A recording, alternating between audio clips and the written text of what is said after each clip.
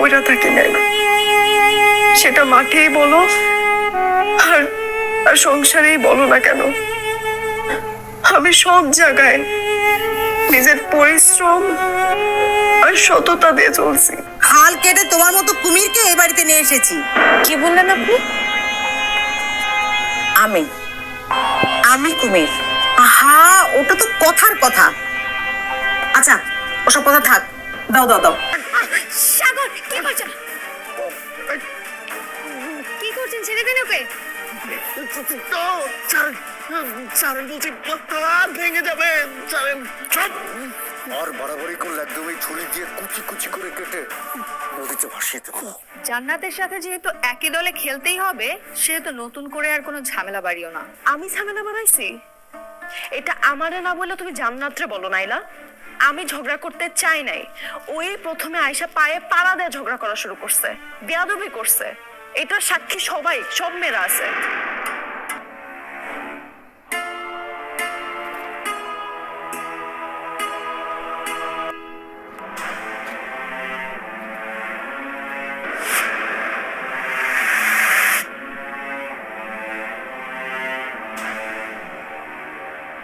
মূল স্কোয়াডের পাশে 3 জন stand by খেলোয়াড় রাখা হয়েছে।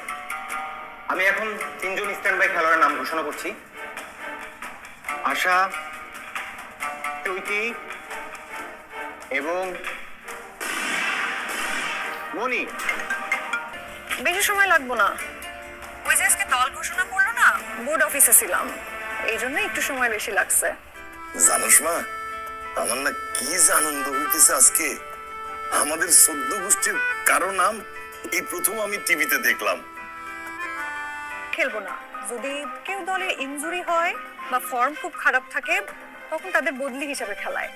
ও, তার মানে মনির এখনো জাতীয় দলে খেলার সুযোগ আছে? হ্যাঁ, তা আছে। যদি মূল দলে কেউ খেলতে না পারে, তাইলে হ্যালো জান্নাত, হ্যালো, কিরে শুনতেছস আমারে? এ জান্নাত, হাবাব, মনির এখনো খেলার সুযোগ আছে। যদি আমি বাদ পড়ি তাইলে। জানা, মনি মেয়েটা আসলে খুব ভালো। চিন্তা না আব্বাব, আমার এখন ডর লাগতেছে। আব্বা, কে যেন আমার পেছন থেকে ফলো করতেছে। আমি তোর ফোনেই আছি।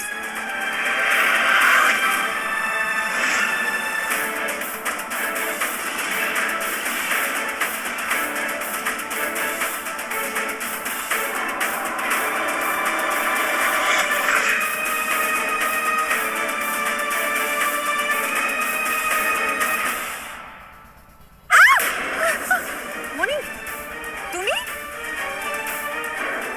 মনি, আব্বা, আমি তোমার পরে ফোন দিতেছি। এই, কি সমস্যা তোমার? আমারে কেন লাগতেছো? তুমি আগে বলো, তুমি আমারে ফলো করতেছো কি জন্য? আমি তোমারে ফলো করতেছিলাম। ও এখন মানে ধরা পড়ে অভিনয় করতেছো না?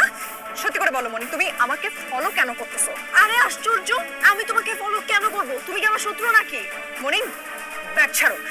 আমি তোমাকে ভালো মানুষ মনে করছিলাম, কিন্তু তুমি তো না না না না না, তোমার উপরে আমার কোনো বিশ্বাস নাই। আমি ব্যাগ ছাড়তেছি না। তুমি তুমি আমাকে ধরার জন্য গাড়ি নিয়ে আসছো মনি? স্যার স্যার স্যার স্যার জি স্যার, জি স্যার, আমি এক্ষুনি আসছি স্যার। জি জি স্যার।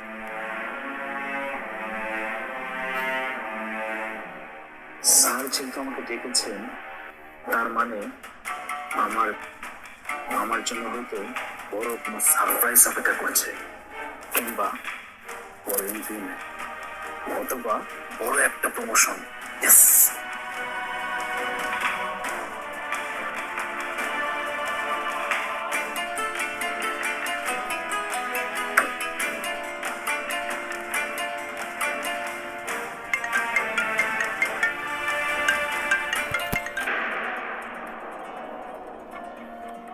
হ্যাঁ, আপনার জন্য এতগুলো টাকা ক্যাশ পেলাম।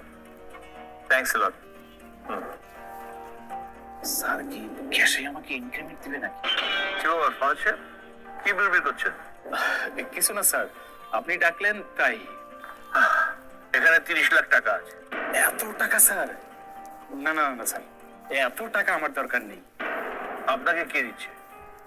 এই টাকাটা মনের বাসায় পৌঁছে দেবেন। ও আচ্ছা, ওই মনিদের বাসায় দিতে হবে স্যার? হ্যাঁ, ওরা টাকার অভাবে মিসেস সোনার অপারেশন করাতে পারছে না। কপাল ভালো যে একটা অর্ডারে পেমেন্ট পেলাম। ওকে স্যার, আমি দিয়ে আসছি। আচ্ছা, আপনি বসেন, আমি আগে মনিকে কল করে জানিয়ে দিই। সর্বনাশ, স্যারের মোবাইলে মনি নামে সেভ করার নাম্বারটা তো আমার। তাড়াতাড়ি আমার ফোন সাইলেন্ট করে রাখতে হবে।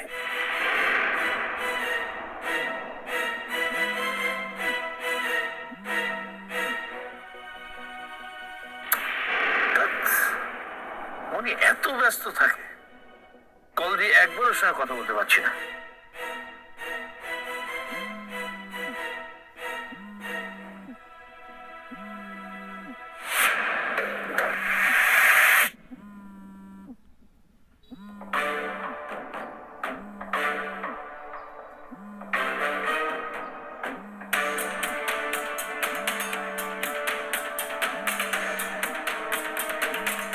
কি ব্যাপার আছে? আমি মনিকে কল দিচ্ছি, আপনার মোবাইল স্ক্রিনে আমার নাম কেন? স্যার মনে হয় ক্রস কানেকশন হচ্ছে স্যার। ক্রস কানেকশন মানে? ফাজলামি করেন আমার সাথে? জি না, মানে স্যার কি মানে মানে করছেন? কি হয়েছে সত্যি করে বলেন ফাহাদ সাহেব, নাহলে কিন্তু। না না স্যার, কোনো ব্যাপার নেই স্যার। আবার মিথ্যে বলছেন। আমি কিন্তু আইটির লোক ডেকে সব চেক করবো। জি, কি ডাকবো? ডাকবো আইটির লোক? তার দরকার হবে না স্যার, আমি সব বলছি। আমার আসলে কোনো দোষ নেই স্যার। ওই বুসরাম নামে আমার ফোনটা নিয়ে সে এসব করেছে।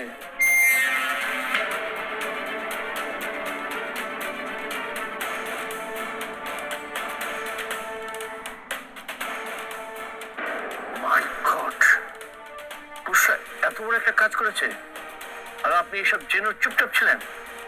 আমাকে জানানোর একবারও প্রয়োজন মনে করলেন না? বিশ্বাস করেন স্যার, আমার কোনো দোষ নেই। ওই বুসরা ম্যাডাম আমাকে চাপায় তুলে আমাকে বাধ্য করে এসব করিয়েছে। না করলে বলেছে আমার চাকরি খেয়ে ফেলবে। আমি তো তার অধীনস্থ কর্মচারী, তার উপর সে আপনার রিলেটিভ। তার কথা না মানলে একটু এদিক ওদিক হলে সে আমার চাকরি খেয়ে ফেলবে। তাই স্যার আমি। বুঝছো না, আপনার চাকরি খাবো আমি এখন এই মুহূর্তে। স্যার আমার চাকরিটা খাবেন না স্যার। স্যার চাকরিটা খেলে স্যার আমি আমার বউ বাচ্চা নিয়ে পথে বসে যাবো স্যার। ষড়যন্ত্রের সাথে হওয়ার আগে বউ বাচ্চার কথা ভাবা উচিত ছিল। মিসেস সোনার অসত্যের কথা মনে রাখার দরকার ছিল। আমি এই মুহূর্তে টিচারকে বলে দিচ্ছি, আপনি রিজাইন লেটার জমা দিয়ে এক্ষুনি খাতে বেরিয়ে যাবেন। স্যার আমি আপনার পায়ে ধরি স্যার। খবরদার সিনকেট করবেন। আপনার জন্য আমার কোনো দয়া নেই, কোনো মায়া নেই। আর আপনার চেহারা আমি এখানে একবার দেখলে আমি পুলিশ আপনাকে। তোমাদের দুজনে একসাথে পাইছি। আয়ান, দাদি যান, খুশির একটা খবর আছে। তাই নাকি? কি খবর? আয়ান, আমি ভাবছিলাম যে আমার হয়তো জাতীয় দলে খেলার স্বপ্ন একদম শেষ হয়ে যাইব। আমি আর কোনো সুযোগ পাবো না। কিন্তু কিন্তু আল্লাহর রহমতে আমি আবার সুযোগ পাইছি। আয়ান, বোর্ডের স্কোয়াডের বাইরে আমার স্ট্যান্ড বাই লিস্টে রাখছে। আয়ান, তুমি বুঝছো স্ট্যান্ড বাই মানে কি? আমি সরাসরি খেলতে পারবো না, কিন্তু কেউ যদি ইনজুরি হয় বা ফর্মে না থাকে তাইলে আমার বদলি হিসেবে খেলতে দিব।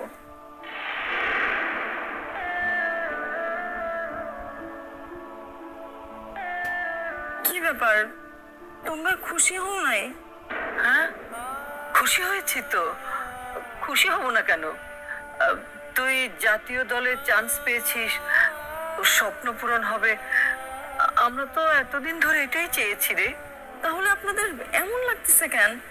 মোরা মোরা চেহারার ভাব। আয়ান, কি হয়েছে বলো তো? কিছু হয়নি রে, ওই রুনাকে নিয়ে আমরা দুজন একটু। আসসালামু আলাইকুম। দীপ্ত টিভির পক্ষ থেকে জানাই শুভেচ্ছা এবং ভালোবাসা। আপনারা ইতিমধ্যেই দেখেছেন 1129 পর্ব, আসছে 1130 পর্ব। 1130 পর্বে দেখতে পাবেন কিভাবে আয়নের মায়ের রুনা ম্যাডামের চিকিৎসা হয় এবং চেয়ারম্যান স্যার যে সত্যিকারই একজন ভালো মানুষ সেটা পরিচয় দিবে। অসময়ে একদম জীবন মরণের সন্ধিক্ষণে এবং বাড়ি বিক্রি করার একদম শেষ মুহূর্তে এসে টাকাগুলো দিয়ে রুনার জীবন বাঁচানোর ব্যবস্থা করে দিবে উপর আল্লাহর উপর ভরসা রেখে। আর এই নাটকটি মাশরাফি জুনিয়রের চরিত্র যে আছে মণি, মণি অবশ্যই তার নিজের যোগ্যতা প্রমাণের জন্য 15 জন স্কোয়াডে নাম লিখতে পেরেছে এবং ওর সাথে সবাই এক ধরনের হিংসা করছে, কিন্তু দিন শেষে সেই মাশরাফি জুনিয়রের যে জয় হবে। আর নাটকটি বিভিন্ন রোমান্টিক এবং সোশ্যাল সামাজিক বিভিন্ন ধরনের যে কাহিনী বাংলাদেশের বিভিন্ন পরিবারে হয় সেটা অবশ্যই নাটকের মধ্যে পাবেন এবং সব কিছু মিলে নাটকটি জমজমাট এবং চমৎকার নাটকটি পরিচালিত হচ্ছে। আমাদের সাথে থাকবেন এবং ধন্যবাদ।